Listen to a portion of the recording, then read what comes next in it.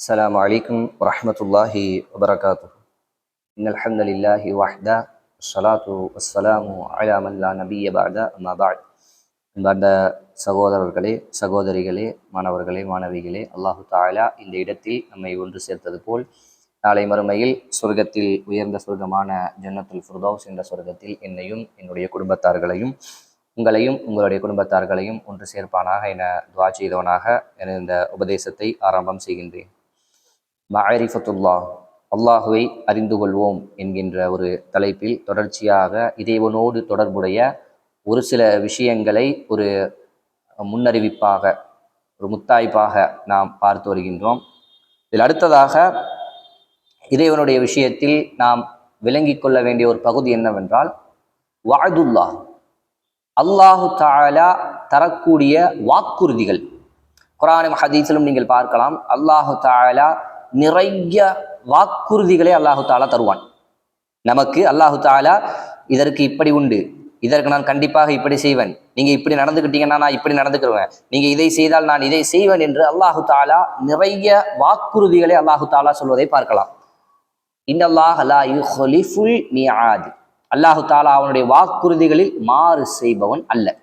இதை இந்த தலைப்புக்கு போறதுக்கு முன்னாடி விளங்கிக்கணும். அல்லாஹு தஆலா அவனுடைய வாக்குறுதியில் மாறு செய்பவன் அல்ல.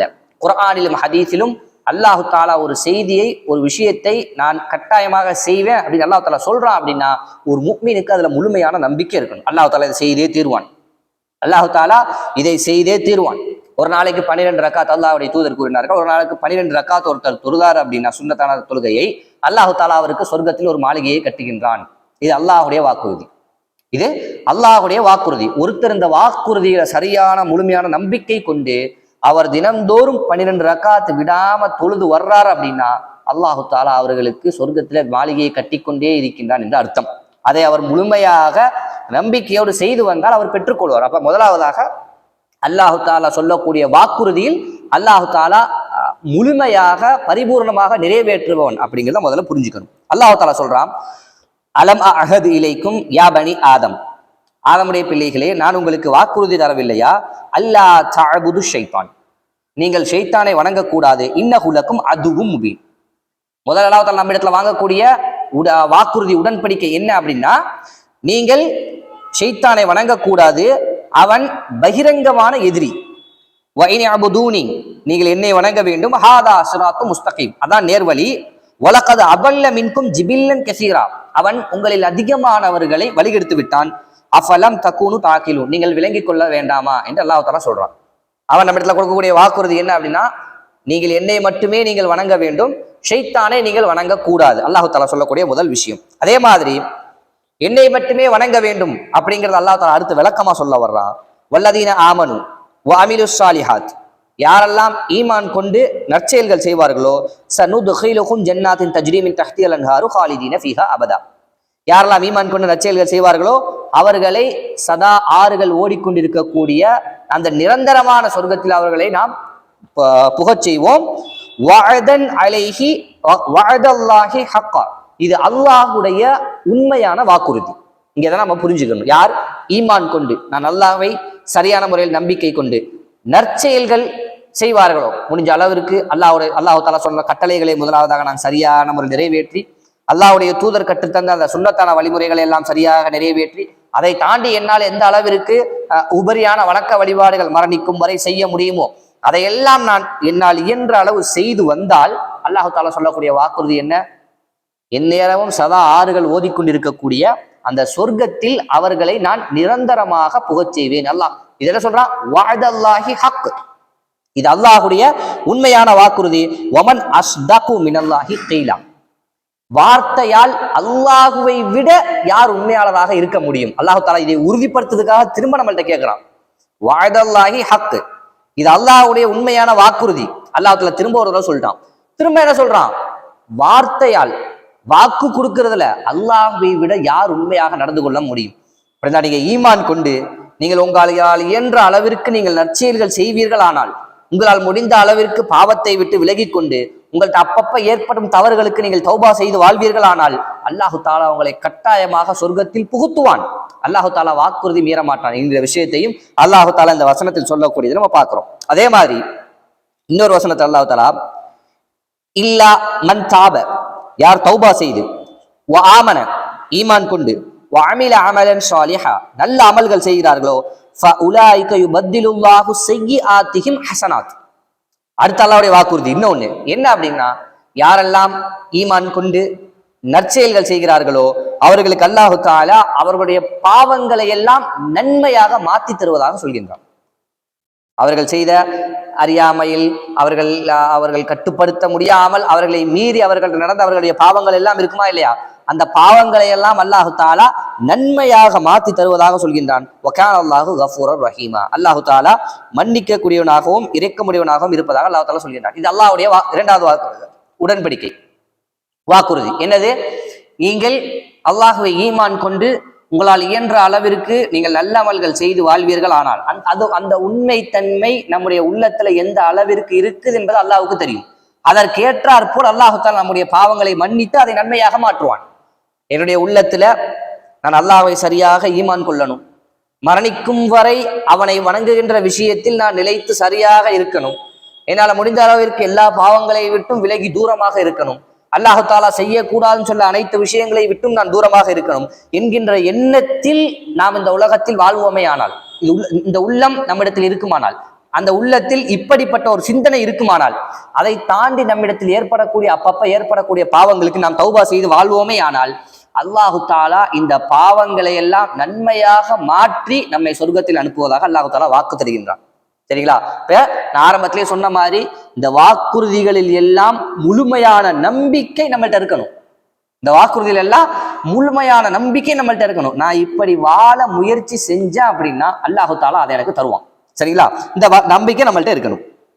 அல்லாஹ் தஆலா அடுத்ததா சொல்றான், யா அய்யுஹன்னாஸ் இன்ன வஅதல்லாஹி ஹக்.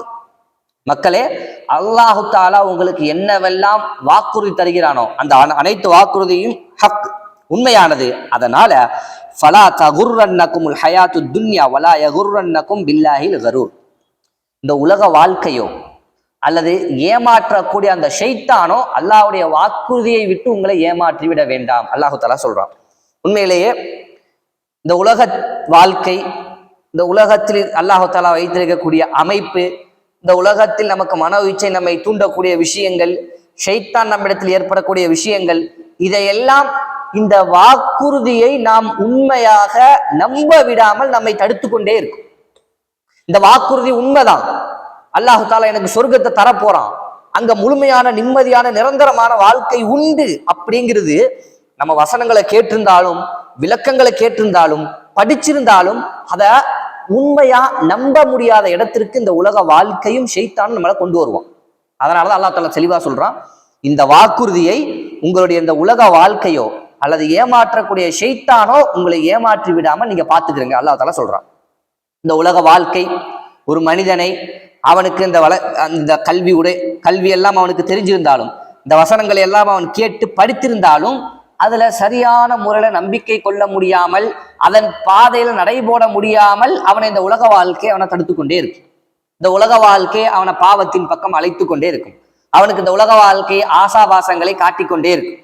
இந்த உலக வாழ்க்கைனா எல்லாம் இந்த உலகத்தில் இருக்கக்கூடிய விஷயங்கள், அவனை சுற்றி இருக்கக்கூடிய விஷயங்கள், அவனை சுற்றி திரியக்கூடிய பாவங்கள், அவனிடத்தில் இருக்கக்கூடிய அவனை சுற்றி இருக்கக்கூடிய ஷைத்தான், இதெல்லாம் அல்லாஹ்வுடைய இந்த வாக்குறுதிக்கு மாற்றமாக நாம் நடப்பதற்கு நம்மை தூண்டிக்கொண்டே இருக்கு அல்லாஹ் தஆலா. அதனாலதான் சொல்றான், இந்த உலக வாழ்க்கையோ இந்த ஷைத்தானோ உங்களை அல்லாஹ்வுடைய வாக்குறுதியிலிருந்து ஏமாற்றி விட வேண்டாம், திசை திருப்பிவிட வேண்டாம் என்று அல்லாஹு தஆலா சொல்கின்றான். அப்ப அல்லாஹு தஆலா சொல்லக்கூடிய வாக்குறுதி உண்மையானது. என்னென்ன வாக்குறுதிகள் எல்லாம் அல்லாஹு தஆலா தருகின்றானோ அதெல்லாம் அல்லாஹு தஆலா நிச்சயமாக தருவான் என்ற நம்பிக்கை எனக்கு இருக்கணும். இந்த நம்பிக்கையை பாழாக்கக்கூடிய வடிவத்துல இந்த உலக வாழ்க்கையும் ஷைத்தானும் என்னிடத்தில் வரும், அந்த இடத்துல நான் சரியாக இருக்க வேண்டும் என்பதையும் அல்லாஹு தஆலா சொல்லக்கூடிய விஷயங்களை பார்க்கிறோம். அதே மாதிரி அடுத்ததாக நம்ம விளங்கிக் கொள்ள வேண்டிய விஷயம் என்னன்னா, அஹஸிபன்னாசு ஐயுத்ரகு ஐயகூலு ஆமன்னா வஹும் லா யுஃப்தனூன். மக்கள் நினைத்து கொண்டார்களா, இந்த உலக வாழ்க்கையை பத்தி அல்லாஹ் தஆலா சொல்றான். இதுவும் அல்லாஹ்வுடைய வாக்கு, இந்த உலகத்துல அல்லாஹ்வுடைய வாக்கு என்ன, இது வரைக்கும் நம்ம சொர்க்கம் தருவதாக அல்லாஹ் தஆலா வாக்கு கொடுத்துக்கிட்டு இருந்தான். இந்த உலகத்துல அல்லாஹ் தஆலா சொல்லக்கூடிய வாக்கு என்னன்னா, மக்கள் நாங்கள் ஈமான் கொண்டு விட்டோம் என்பதற்காக அவர்கள் சோதிக்கப்படாமல் சோதனைகள் அவர்களுக்கு வந்து சேராது என்று அவர்கள் நினைத்து கொண்டார்களா என்று அல்லாஹ் தஆலா கேட்கின்றான். எப்போ ஈமான் கொண்டாச்சோ, எப்போ லா இலாஹ இல்லல்லாஹ் முஹம்மதுர் ரசூலுல்லாஹ் என்று அல்லாஹுவையும் மறுமை நாளையும் நம்பிக்கை கொண்டாச்சோ, அப்போ அல்லாஹு தாலா உலகத்தில் சோதனைகளை கொண்டு வந்து சேர்க்க ஆரம்பிச்சு விடுவான். இது அல்லாஹுடைய வாக்குறுதி. இது அல்லாஹுடைய வாக்குறுதி. யார் நம்பிக்கை கொண்டுட்டாங்களோ, முக்மினாக மாறினார்களோ, சொர்க்க வாழ்க்கை எனக்கு இந்த உலக வாழ்க்கையை விட பெருசு என்று யார் ஏற்றுக்கொண்டாரோ அல்லாஹு தாலா அது உண்மைதானான்னு சோதிக்க ஆரம்பிச்சிருவான். இப்ப நீங்க ஈமான் கொள்றீங்கன்னா என்ன, எனக்கு இந்த உலக வாழ்க்கை பெருசு இல்லை, எனக்கு இந்த உலக வாழ்க்கை வேணாம், இந்த உலக வாழ்க்கையில எதை நான் தியாகம் செய்ய தயார், எனக்கு சொர்க்க வாழ்க்கை தான் வேணும் என்று நீங்கள் சொல்லிட்டீங்க அப்படின்னா, நீங்க இந்த வாக்குறுதியில, நீங்க கொடுத்த இந்த வாழ்க்கையில நீங்கள் உண்மையானவராக இருக்கிறீர்களா என்று அல்லாஹ் தஆலா சோதிக்க ஆரம்பிப்பான். அந்த நாள்ல இருந்து உங்களுக்கு ஆரம்பிச்சிடும். சோதனைகள் வர ஆரம்பிக்கும், கஷ்டங்கள் வர ஆரம்பிக்கும், சிரமங்கள் வர ஆரம்பிக்கும்.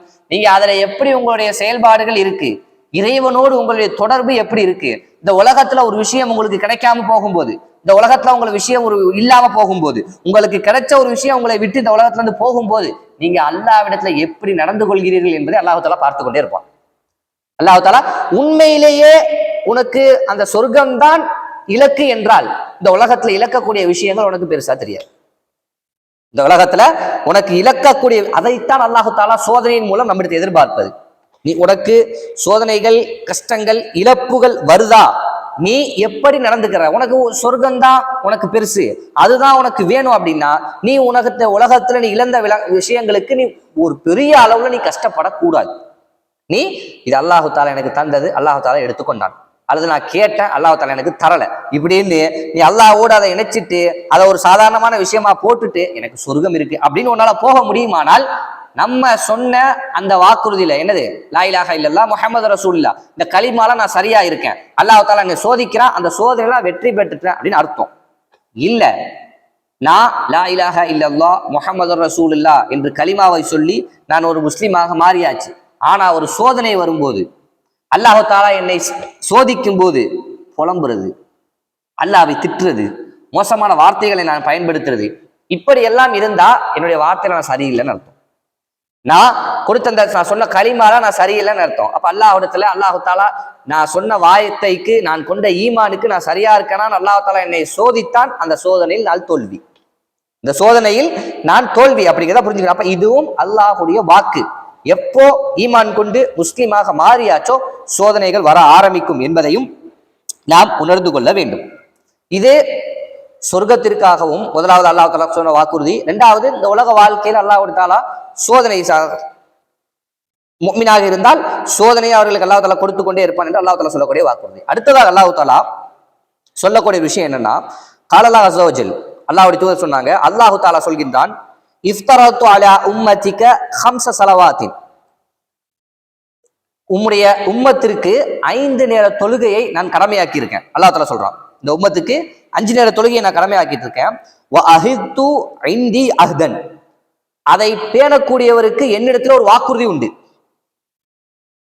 அதை பேணக்கூடியவருக்கு என்னிடத்துல ஒரு வாக்குறுதி உண்டு. என்னன்னா, அன்னஹு மன் ஹாஃபத அலைஹின்ன லிவக்திஹின்ன, யார் அதை சரியான நேரத்தில் பேணி பாதுகாப்பாரோ, வேற எந்த அமலையும் இங்கு சொல்லப்படல, வெறுமனே 5 நேர தொழுகை மட்டும், வெறுமனே 5 நேர தொழுகை மட்டும் குறிப்பிட்ட அந்த நேரத்திற்குள் பள்ளிக்கு வந்து சரியாக தினமும் 5 நேரம் ஒருவனால் பேணி பாதுகாக்க முடியுமானால், எப்போ நமக்கு தொழுகை கடமையாச்சோ அல்லது நம்ம எப்ப நமக்கு உணர்வு பெற்று நம்ம தொழ ஆரம்பிச்சிருக்கோமோ அதுல இருந்து மரணிக்கும் வரை தினமும் 5 நேர தொழுகையை நிர்பந்தமான சூழல் அல்லாமல், பயணம் போன்ற சூழல் அல்லாமல் மற்ற நேரங்களில் எல்லாம் சரியாக 5 நேரமும் பள்ளிக்கு வந்து இமாம் ஜமாத்தோடு என்னால அந்த தொழுகையை என்னால் சரியாக தொழ முடியுமானால் அவர்களுக்கு அல்லாஹ் தஆலா கூட வாக்குறுதி, அத்கல்துல் ஜன்னah, அவரை நான் சொர்க்கம் நுழைவிப்பேன்.